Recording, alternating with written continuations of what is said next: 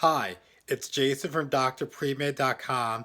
I want to talk to you about who gets into medical school and who doesn't, especially if you're applying to college and some things that you need to consider about where you're applying.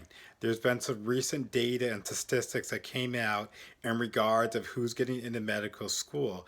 And what's going to surprise you is that 68% of applicants who apply to medical school and get into medical school have actually went to what's considered one of the selective colleges or universities. So these are going to be the big name, high regarded, world renowned colleges and universities throughout the country. So your Harvard, your Northwesterns, your University of Pennsylvania's, your Ivy Leagues, Penn State's, University of Michigan, University of Florida, Duke, University of North Carolina. I'm just going USC, Stanford, whatever you have it. So these are schools, if you say the name, you're going to know who they are.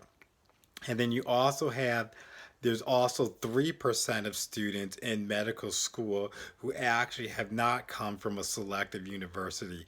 They've come from what's known as Carnegie inclusive schools.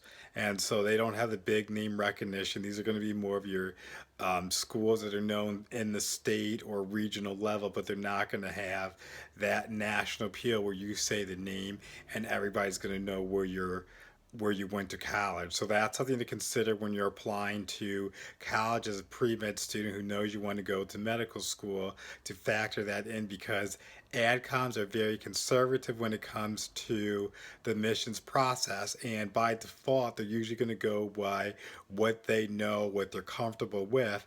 And so if they have a pedigree of students coming out from certain colleges and universities, they're going to say, okay, I'm comfortable with the student. We have a track record of accepting these students and having them excel in medical school and graduating on time and getting into top choice residency programs. So that's what the AdComs are going to consider and factor into when they're deciding who they're going to admit to medical school. Obviously, where you go to undergrad isn't like 100% going to decide whether you get in or not.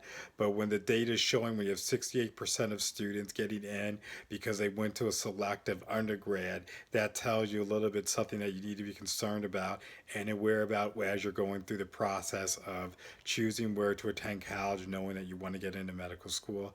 And you can learn more about this and a lot more about getting into medical school by visiting drpremed.com. Thanks.